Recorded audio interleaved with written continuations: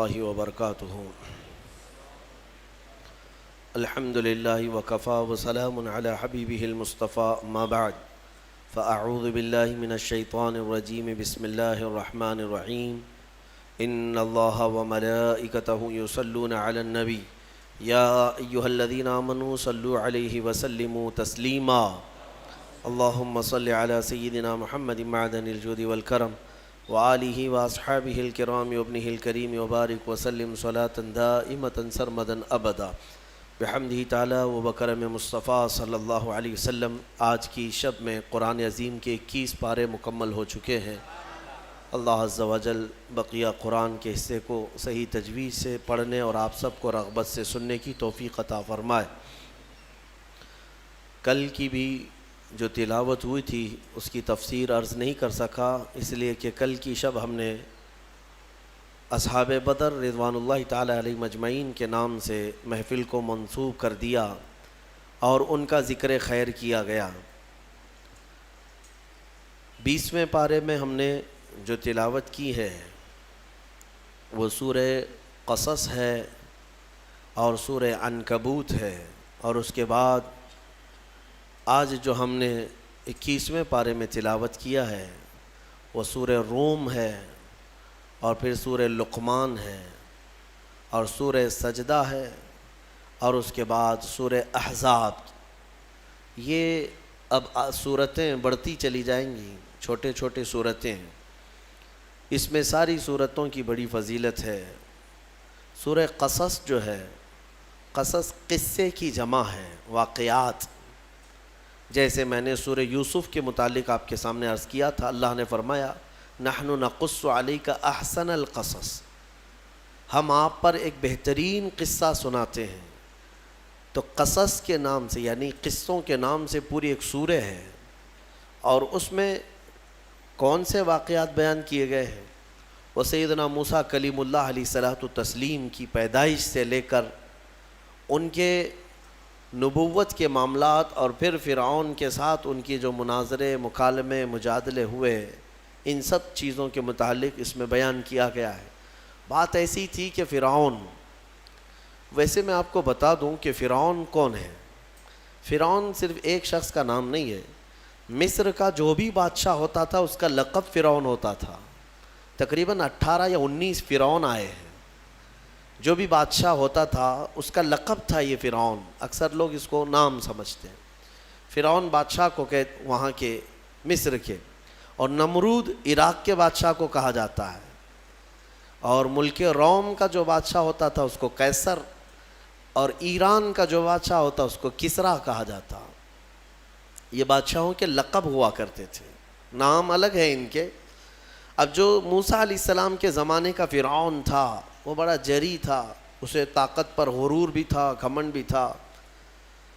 ایسا ہے کہ تقریباً 100 سال تک تو کبھی اس کو سردی بخار بھی نہیں آئے، بیمار کبھی نہیں ہوا۔ تو آدمی کو جب کوئی تکلیف نہ آئے تو وہ غرور میں بڑھ جاتا ہے، اور اسے ایسا لگنے لگتا ہے کہ میں سب سے پاورفل آدمی ہوں دنیا کا، مجھے کچھ ہو نہیں سکتا۔ تو یہی فرعون ہے جس نے اپنے زمانے میں یہ اعلان کیا تھا کہ لوگوں میں تمہارا رب ہوں، تمہارا بڑا رب میں ہوں، میری عبادت کرو۔ بات تو چل رہی تھی، اور لوگوں کو اپنی خدمت پر معمور کرنے کی بجائے اپنی عبادت پر معمور کرتا تھا۔ ہزاروں لوگ اس کو سجدہ بھی کرتے۔ ایک دن ایسا ہوا کہ فرعون نے خواب دیکھا، آسمان سے ایک تارا ٹوٹ کر اس کی گود میں گرا یا اس کے محل پہ گرا، اور پھر آگ لگ گئی اس کے محل میں۔ وہ گھبرا کر کے اٹھا، صبح نجومیوں کو، کاہنوں کو بلایا کہ اس خواب کی کوئی تعبیر صحیح بتا دے۔ بہتوں نے الگ الگ تعبیریں بتائی۔ پھر جو بڑے ماہر نجومی تھے انہوں نے کہا کہ اس خواب کی تعبیر یہ ہے کہ بنی اسرائیل خاندان میں ایک بچہ پیدا ہوگا جو تیری سلطنت کو ہلاک کر دے گا، تیری سلطنت کے ہلاک کرنے کا باعث بنے گا۔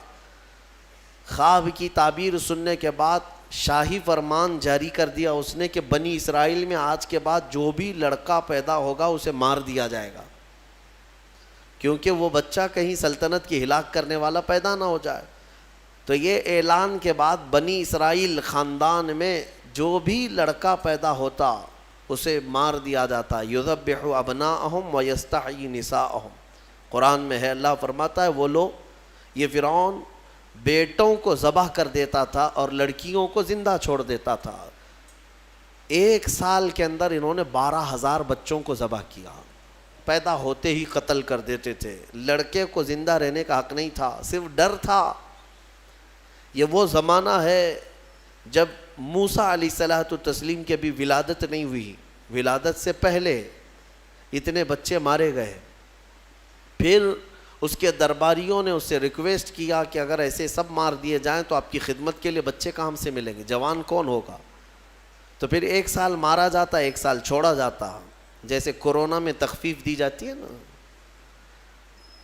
ہاں, کہ صبح 6 بجے سے لے کر شام 6 بجے تک پابندی, 6 بجے کے بعد, یا پھر شام کے 6 بجے سے پابندی لگ جاتی ہے. بھائی 24 گھنٹے تو آنا ہی آنا ہے. وہ جو بچہ پیدا ہونا ہے وہ سال بھر یا دوسرے سال کبھی بھی پیدا ہوگا. لیکن اس زمانے کا بھی یہی قانون تھا جو کورونا کا ہے, کہ 1 دن چھٹی اور 1 دن ڈیوٹی. تو 1 سال نہیں مارا جائے گا اور 1 سال مارا جائے گا. اب یہ کیسے یقین کے ساتھ کہہ سکتے ہیں کہ جس سال نہیں مارا جا رہا ہے اس سال پیدا نہیں ہوگا بچہ؟ خیر, یہ دنیا کی لاجک ہے, ہمیں نہیں سمجھ میں آتی. یہ ان کی تھیوری ہے, ہمیں نہیں سمجھ میں آتی. سیٹرڈے سنڈے کو کیوں چھٹی ہوتی ہے کورونا کی, یا پھر رات کے بعد کیوں پابندی ہوتی ہے, ایک الگ مسئلہ ہے. تو 1 سال چھوڑا جاتا, 1 سال مارا جاتا. اتفاق ایسا کہ جس سال مارا جانے والا تھا اسی سال موسیٰ علیہ السلام کی پیدائش ہوئی. ان کی ماں حاملہ تھیں اور پیدا ہونے کا وقت جب قریب آیا تو اللہ تبارک و تعالیٰ جسے جہاں چاہے بچائے, ہاں, جس انداز میں چاہے وہ اللہ تعالیٰ حفاظت فرماتا ہے. تو موسیٰ علیہ السلام کی ماں کے دل میں اللہ نے بات القاء کی کہ تہ خانے میں چلی جائیں. وہ تہ خانے میں گئیں, بچے کی ولادت ہوئی, لڑکا پیدا ہوا. اب وہ گھبرا گئیں کہ یہ سال مارے جانے والا ہے, اور وہ بنی اسرائیل خاندان سے تھیں کہ میرا بچہ مارا جائے گا, قتل کر دیا جائے گا. تو اللہ تبارک و تعالیٰ نے ان کے دل میں یہ بات القاء کی کہ ایک صندوق لے لو لکڑی کا, اور اس میں اس بچے کو ڈال کر دریا میں بہا دو. بھلا کوئی ماں کیسے بہائے گی؟ لیکن اللہ تعالیٰ فرماتا ہے وَرَبَطْنَا عَلَىٰ قَلْبِهَا, ہم نے ان کے دل کو مضبوط کر دیا تھا. جب اللہ تعالیٰ کسی کے دل کو مضبوط کرتا ہے تو بڑے بڑے کام کر جاتا ہے. ان کی ماں صندوق میں رکھ کر کے بچے کو ایک دریا کے کنارے ڈال دیتی ہیں, بہا دیتی ہیں, اور اپنی بڑی بیٹی کو کہتی ہیں کہ دیکھتے رہنا یہ صندوق کہاں جاتا ہے. موسیٰ علیہ السلام کی جو بڑی بہن تھیں وہ دیکھتی ہوئی جا رہی تھیں اس صندوق کے پیچھے. صندوق بہتے بہتے بہتے ایک باغیچے کے کنارے لگا. وہ باغیچہ فرعون کا ہی تھا, اور فرعون کی بیوی وہاں پر ٹہلنے کے لیے شام کے وقت آیا کرتی تھی. جب وہ اپنی کنیزوں کے ساتھ وہاں آئی تفریح کے لیے تو ایک صندوق کو اپنے باغیچے کے کنارے لگا ہوا دیکھا. اٹھانے کے لیے کہا, اٹھایا گیا تو نہایت ہی خوبصورت بچہ. اللہ تعالیٰ نبیوں کو خوبصورتی دیا ہی ہوتا ہے. فرعون کے گھر میں کوئی بچہ نہیں تھا, اولاد نہیں تھی. تو فرعون کی بیوی نے اٹھا لیا اور کہا کہ لاؤ یہ بڑا خوبصورت بچہ ہے, حسین بچہ ہے, اور اپنے محل لے آئی. فرعون سے کہا کہ آج سمندر میں, دریا میں بہتا ہوا ایک بچہ کنارے پر آ لگا, میں نے اس کو اٹھا لیا ہے. فرعون نے کہا کہیں یہ بچہ تو نہیں جو میری سلطنت کو ہلاک کرنے کا سبب بنے گا. بیوی نے کہا ایسا کیسے ہو سکتا ہے, وہ تو بنی اسرائیل خاندان میں پیدا ہوگا, یہ تو کسی دریا سے بہتا ہوا آیا ہے, پتہ نہیں کون سے ملک سے آیا, کہاں سے آیا.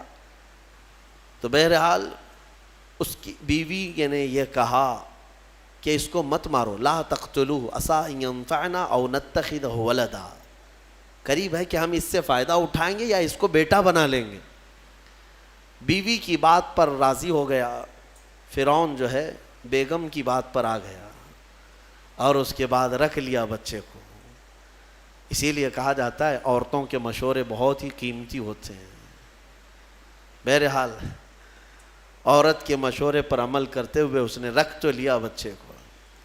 اب پرورش کی جب بات آئی, بچے کو دودھ پلانا ہے, تو دایاؤں کو بلایا گیا. شاہی خاندان میں بچے کی پرورش ہو رہی ہے, بہت ساری عورتیں آئیں، دودھ پلانے کی کوشش کرتی رہیں، موسیٰ علیہ السلام کسی کا دودھ نہیں پکڑتے تھے۔ ان کی بہن وہیں کھڑی تھی، اس نے کہا کہ میں ایک دایا کو جانتی ہوں جس کا دودھ ہر بچہ پی لیتا ہے۔ اس سے کہا گیا کہ بلا لاؤ۔ وہ جا کر اپنی ماں کو بلا لائی، اپنی ماں کو لے آئیں، اور ان کی ماں آئیں، موسیٰ علیہ السلام کو اپنے سینے سے لگائی تو دودھ پینے لگ گئے۔ تو سب میں یہ بات مشہور ہو گئی کہ یہ یہاں کی مشہور دایا ہے، اور یہ خاندان کے اندر رہے گی، شاہی خاندان میں، محل میں رہے گی، اور بچے کو پلانے کی اجرت بھی دی جائے گی، اجرت بھی دی جائے گی۔ فرعون کے گھر میں پرورش بھی، اور انہی کی ماں سے دودھ بھی پلانا، پھر پلس اس کی اجرت بھی دلانا، یہ شان ہے رب ذوالجلال کی۔ وہ جہاں چاہے جیسے چاہے پرورش فرمائے، حق کی حفاظت کرنا یہ مولا کی شان ہے۔ حق کی حفاظت وہ ہر زمانے میں کرتا رہتا ہے۔ اسی لیے کہا گیا ہے کہ اللہ تبارک و تعالیٰ جس چراغ کی حفاظت فرمائے، بڑی بڑی آندھیاں اس کو نہیں بجھا سکتی، اور جس کو بجھانا چاہے سارے انتظامات کے بعد بھی منٹوں میں اسے گل کر دیتا ہے۔ خیر، موسیٰ علیہ السلام فرعون کے گھر میں پرورش پاتے رہے۔ جب آپ کی عمر 2 سال کے قریب کی ہوئی، فرعون اور اس کی بیوی بیٹھے ہوئے تھے، موسیٰ علیہ السلام کھیلتے کھیلتے گود میں آئے اور فرعون کی داڑھی پکڑ کر اس کے منہ پہ تماچا لگا دیا۔ پہلی مرتبہ کسی نے بادشاہ کے منہ پر تماچا جڑا ہے تو بیٹا گھر کا، لیکن فرعون کو پہلی مرتبہ وہ زناٹے دار جو تھپڑ لگا، ہو سکتا ہے تارے نظر آ گئے ہوں، وہ گھبرا گیا، کہا کہ یہ بچہ ایسا کیسے مجھے مار سکتا ہے، ہاتھ کیسے اٹھا سکتا ہے۔ دسترخوان سے اٹھ گیا اور کہا اپنی بیوی سے، بیگم مجھے لگتا ہے یہی وہ بچہ ہوگا، یہی بچہ ہوگا جو سلطنت کے ہمارے خلاف جائے گا۔ پھر بیگم نے کہا ایسا کیسے ہو سکتا ہے، بچہ ہے، چھوٹا ہے، اور لاڑ پیار میں بچے ماں باپ کے ساتھ اس طرح کی حرکتیں کرتے ہیں۔ فرعون نے کہا نہیں، مجھے چیک کرنا ہے، یہ بچہ جاندار ہے، جانکار ہے، یہ جانتا ہے۔ تو پھر موسیٰ علیہ السلام کا وہاں پر امتحان لیا گیا۔ فرعون کی بیوی بچانے پر لگی ہوئی تھی۔ فرعون نے کہا کہ ٹھیک ہے، دیکھتے ہیں یہ کہ بچے کو سمجھ ہے یا نہیں ہے۔ امتحان کے لیے بیگم نے کہا ایک کام کرو، ایک برتن میں آگ کے انگارے دہکتے ہوئے کوئلے وہ بھی لائے جائیں، اور ایک برتن میں سفید پھول لائے جائیں۔ اگر بچہ عقل مند ہوگا تو پھولوں کو پکڑے گا، نہیں تو پھر یہ لال چیز کی طرف بچوں کا ہاتھ زیادہ جاتا ہے، آگ دیکھے گا۔ کہا ٹھیک ہے، یہ آزمائش کی جائے گی۔ ایک برتن میں آگ کے لال سرخ انگارے کوئلے لائے گئے، اور ایک برتن میں پھول لائے گئے، دونوں رکھے گئے۔ موسیٰ علیہ السلام کیا، ہر نبی ماں کے پیٹ سے ہی ہر چیز کو جانتے ہیں، اللہ تعالیٰ انہیں علم بھی نوازا ہے۔ موسیٰ علیہ السلام کو بلایا گیا، 2 سال کی عمر ہے کہ بچے ان دونوں میں سے کوئی چیز اٹھا لو۔ تو موسیٰ علیہ السلام کا ہاتھ پھولوں کے برتن کی طرف ہی بڑھنے لگا۔ یہ تو امتحان تھا۔ جبرائیل علیہ السلام اسی وقت نازل ہوئے اور آپ کا ہاتھ پکڑ کر کے آگ میں ڈالا۔ آگ میں سے ایک کوئلہ موسیٰ علیہ السلام اٹھائے اور اپنے منہ میں رکھ لیے، جس کی وجہ سے آپ کی زبان جل گئی، ہاتھ میں بھی آگ لگی۔ پھر فوراً ہٹایا گیا۔ فرعون کو وہ سیٹسفائیڈ ہو گیا کہ نہیں، یہ جانتا نہیں ہے، جانتا ہوتا تو آگ نہیں اٹھاتا۔ بہرحال موسیٰ علیہ السلام کو اس آگ کے کوئلے کے زبان پر رکھنے کی وجہ سے زندگی بھر اس کا اثر رہا، زبان میں زندگی بھر اثر رہا۔ پھر جوانی آئی موسیٰ علیہ السلام کی، اسی گھر میں پرورش پاتے ہوئے۔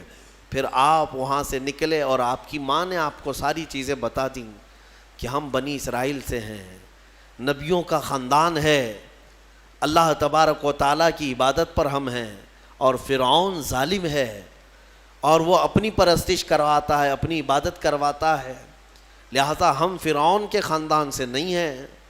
تو موسیٰ علیہ السلام جوان ہونے کے بعد ان تمام سچویشن کو سمجھ چکے تھے، سارے حالات کو۔ ایک بار ایسا ہوا کہ موسیٰ علیہ السلام اپنی بستی سے باہر کی طرف جا رہے تھے، 2 لوگوں کو لڑتے ہوئے دیکھا۔ ایک بنی اسرائیل کا تھا، ان کے خاندان کا تھا، ایک فرعون کے خاندان کا تھا، یعنی فرعون کا جو خاندان تھا عمالقہ ان کو کہتے ہیں، اور ان کو قبطی کہا جاتا ہے آج بھی مصر میں.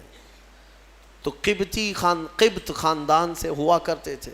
تو ان کا ایک آدمی اور ان کے خاندان کا ایک آدمی لڑ رہے تھے.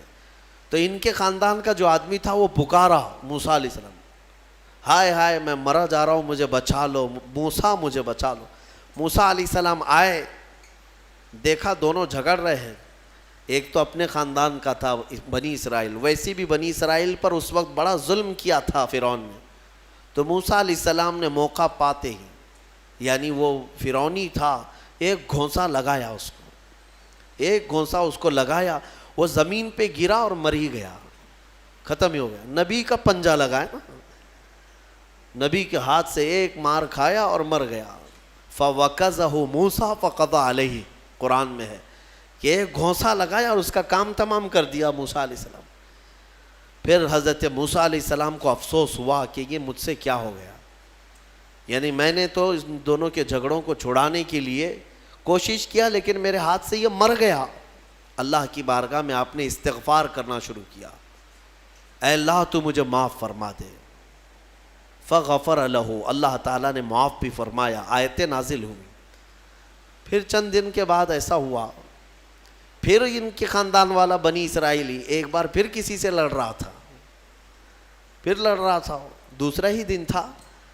موسیٰ علیہ السلام کو پھر آج اس نے پکارا. تب موسیٰ علیہ السلام نے کہا غلطی تو تیری ہی ہے، کل بھی تو ہی لڑ رہا تھا، آج بھی تو ہی لڑ رہا ہے، یعنی روز تو نے پیشہ بنا لیا لڑنے کا. تو موسیٰ علیہ السلام اپنا پنجہ لے کر اسی کی طرف آنے لگ گئے ہیں، یہ جو اسرائیلی تھا. تو وہ ڈر گیا، اس کو پتا تھا کہ کل کیا ہوا ہے، ایک گھونسا کھانے کے بعد ہوتا کیا ہے. تو چیخنے لگا، اتريد ان تقتلني كما قتلت نفسا بالامس، موسیٰ کیا تو مجھے بھی ویسے ہی قتل کرنا چاہتا ہے جیسے کل تو نے قتل کیا تھا. یہ کہتے ہوئے وہ جھگڑا چھوڑ کر بھاگ گیا. اب بھاگ کر جا کر فرعون کے خاندان والوں کو، بلکہ فرعون کو سب بتا دیا کہ موسیٰ بنی اسرائیل سے ہیں اور ایک فرعونی کو، ایک تمہارے خاندان والے کو کل موسیٰ نے قتل کیا ہے. تو معاملہ بڑا بگڑ گیا. فرعون کے دربار میں یہ سب اس نے چغلی کیا. بتاؤ وہ کون تھا؟ بنی اسرائیل خاندان سے، موسیٰ علیہ السلام کے خاندان کا تھا، اور فرعون کے ہاں چغلی کیا ہے انہی کی.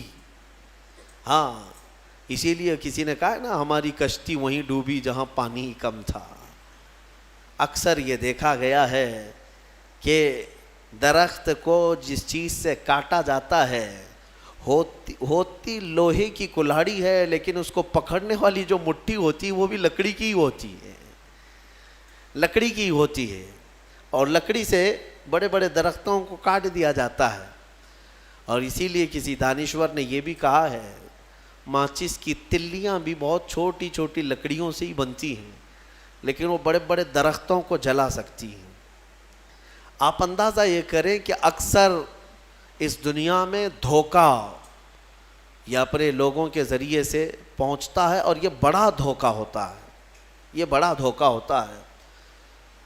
ایمان والوں کو بھی آج تک جس چیز کا سب سے بڑا نقصان اٹھانا پڑا ہے وہ جماعت کے اندر موجود منافقین سے، غداروں سے، منافقین سے، ہر زمانے میں.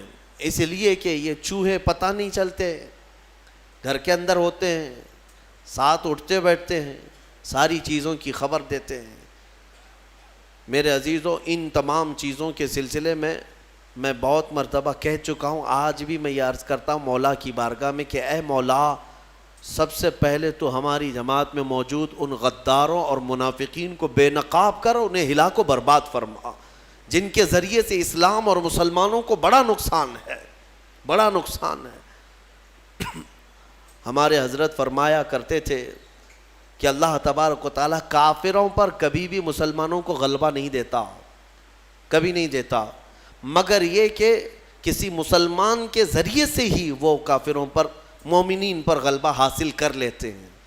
ہاں یہ چیزیں دیکھنے کو ملتی ہیں کہ تمہارے گھروں کے پتے وہی لوگ بتاتے ہیں جو آس پڑوس میں ہوا کرتے ہیں. آؤ دوسروں کو بلا کر کے لا کر کے دکھاتے ہیں کہ یہ ان کا گھر ہے، یہ فلاں کا گھر ہے، یہاں سے اٹھائیے، آپ یہاں سے لے جائیے۔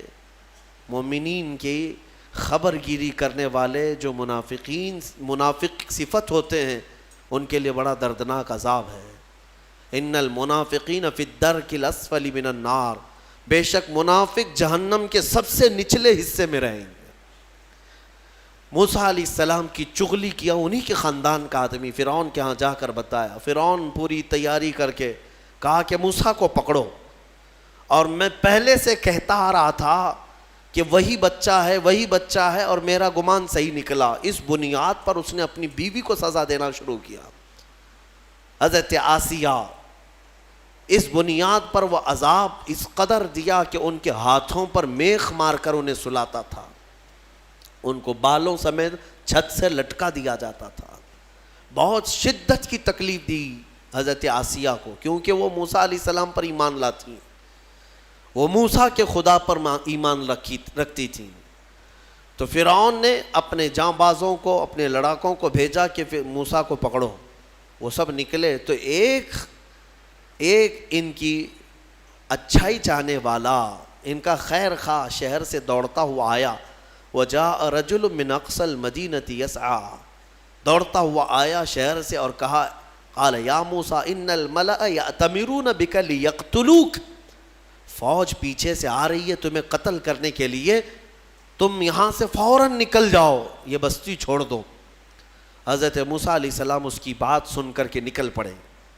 یہ مصر کی سرزمین تھی، چھوڑ کر کے آپ وہاں سے نکلے۔ فخرج منہا خائفا یترقب، وہاں سے خوف کے عالم میں نکلے تھے۔ موسیٰ علیہ السلام دوسری بستی پر چلے گئے، ایک ایسی جگہ پر گئے، یہ پورا واقعہ تفصیل سے سورہ قصص میں موجود ہے۔ ایک بستی پر پہنچے تو وہاں پر دیکھا ہے کہ ایک کنویں پر بھیڑ لگی ہوئی ہے، بہت ساری بھیڑ ہے، پانی کھینچ رہی ہیں۔ اس میں دو لڑکیاں دور شرماتے کھڑی ہیں، وہ پانی لینے کے لیے بھیڑ میں نہیں جا پا رہی۔ تو موسیٰ علیہ السلام بھیڑ کو چیرتے ہوئے آئے اور ان دو لڑکیوں کے لیے پانی آپ نے ڈول سے نکلوایا۔ آپ مضبوط تھے، قوی تھے، طاقتور تھے۔ پانی آپ نے نکالا اور پانی نکال کر ان دونوں لڑکیوں کو دیا۔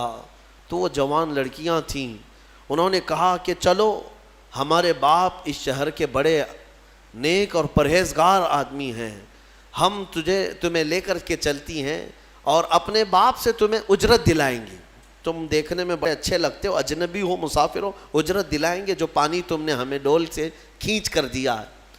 موسیٰ علیہ السلام ان کی بات پر چل پڑے۔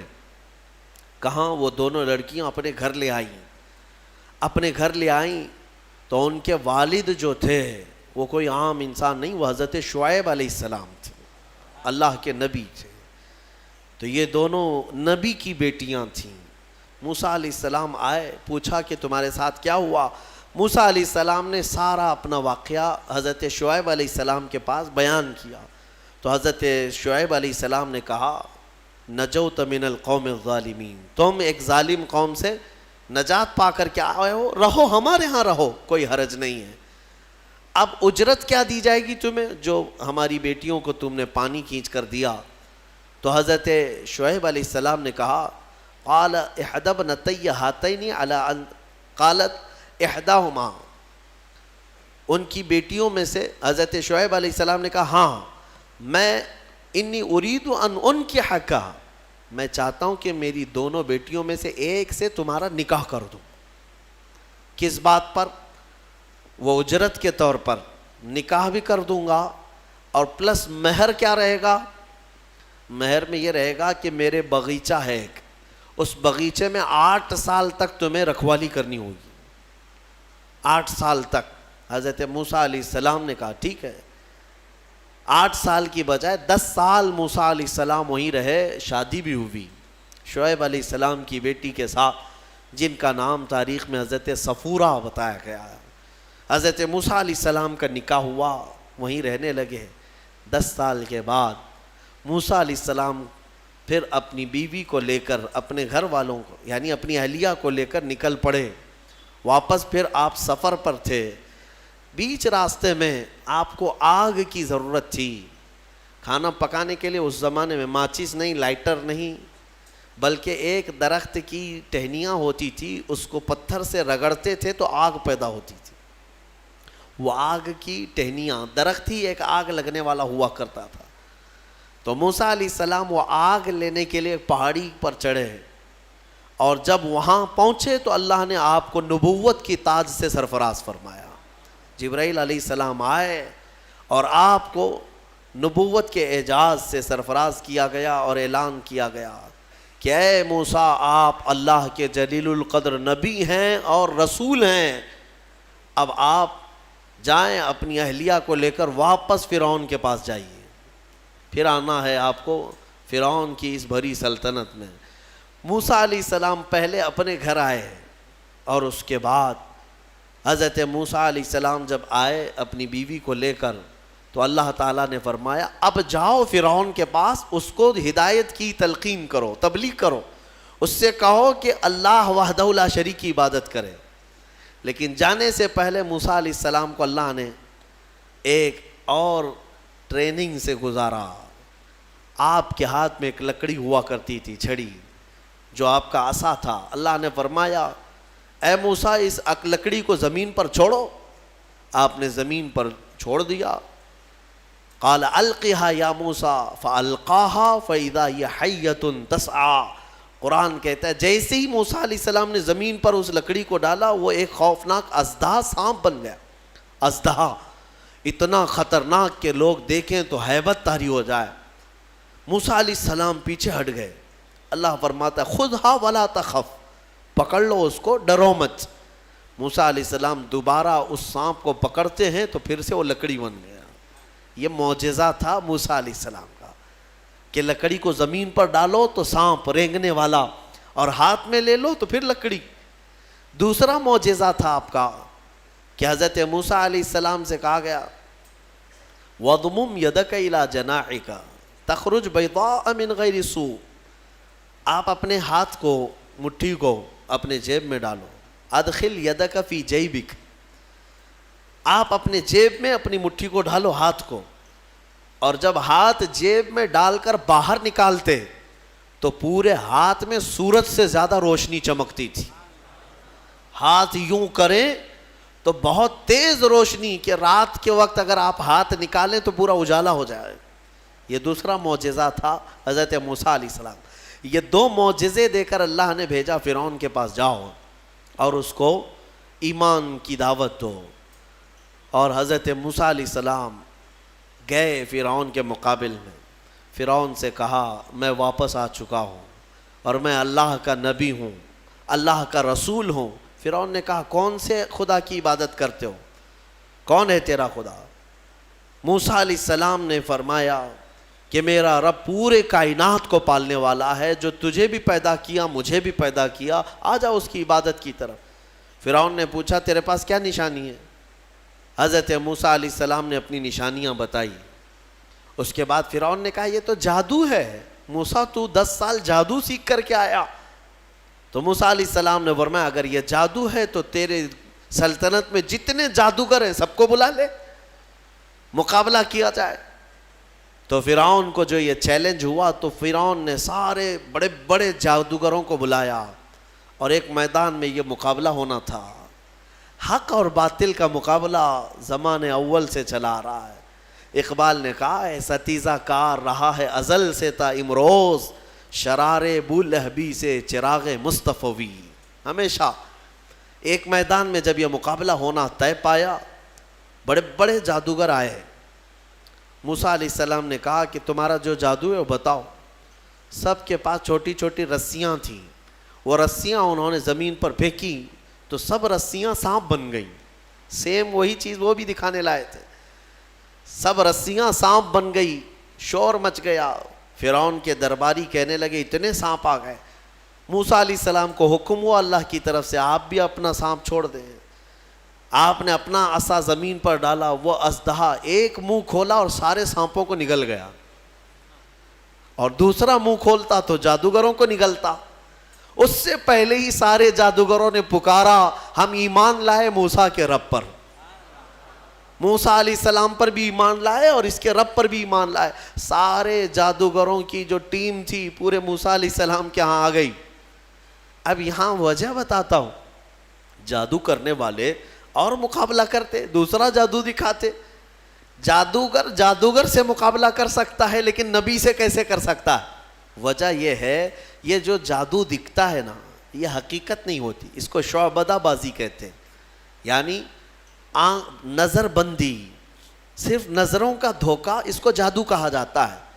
اور جادوگر جانتا ہے کہ میں نے لوگوں کی نظروں کو دھوکہ دیا, لیکن اس کو پتا ہوتا ہے حقیقت کیا ہے. جادوگر نے رسی ڈالا, اس کی نظر میں رسی ہی ہے, دنیا کی نظر میں سانپ ہے. آپ نے بھی دیکھے ہوں گے بہت سارے شعبدہ بازی کرنے والوں کو, گلاس میں پانی لیا, یوں اچھال دیا, پھول نکل پڑے.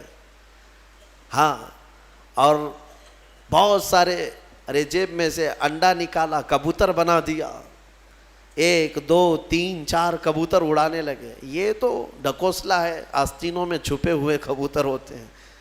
لیکن باضابطہ جو شعبدہ بازی ہوتی ہے, یعنی نظر بندی, وہ اس طرح سے کی جاتی ہے. یوں ہاتھ اٹھائے اور میں یوں تمہارے سامنے سکے پھینک دیا, سونے کے سکے پھینکتے جا رہا ہوں, لیکن تم میں سے سارے لوگوں کو سکے نظر آ رہے ہیں.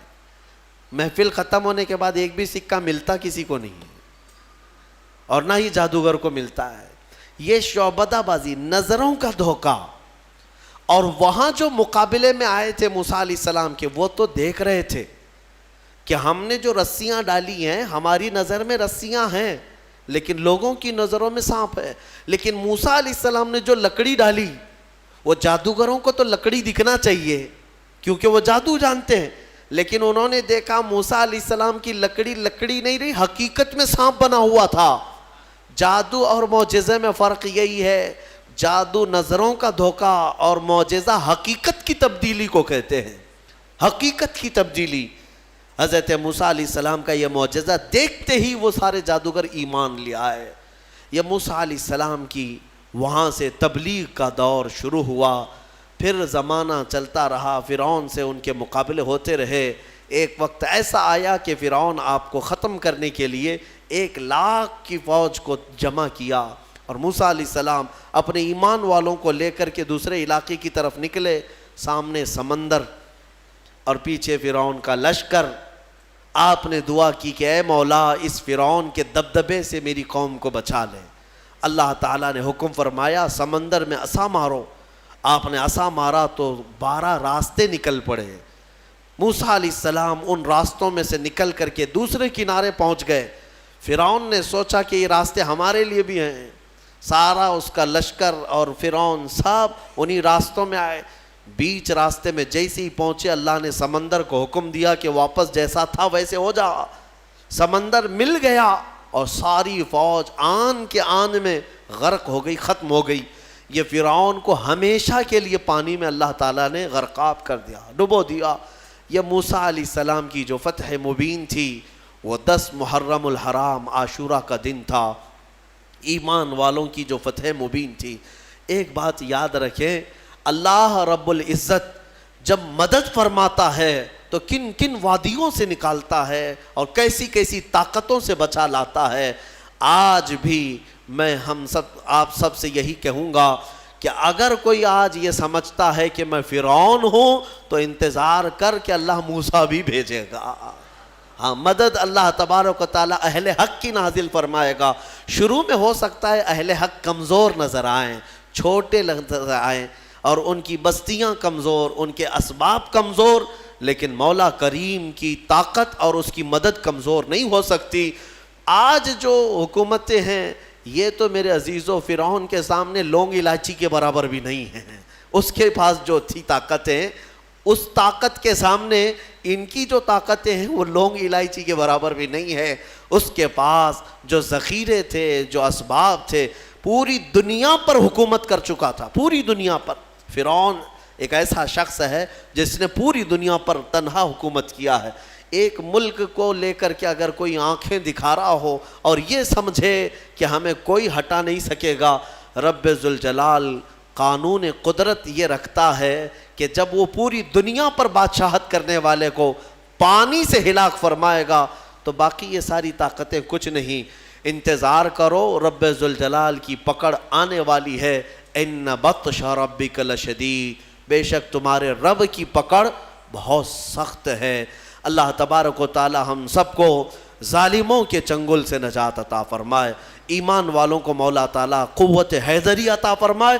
غیب سے مولا نصرت و کامیابی ہمارے لیے نازل فرمائے. آج کی جو تلاوت ہوئی سورہ روم، سورہ لقمان، سورہ احزاب یا سجدہ، انشاءاللہ العزیز کل کی تفسیر میں ان کو ملا کر کے عرض کرنے کی کوشش کروں گا. وآخر دعوانا ان الحمدللہ رب العالمین.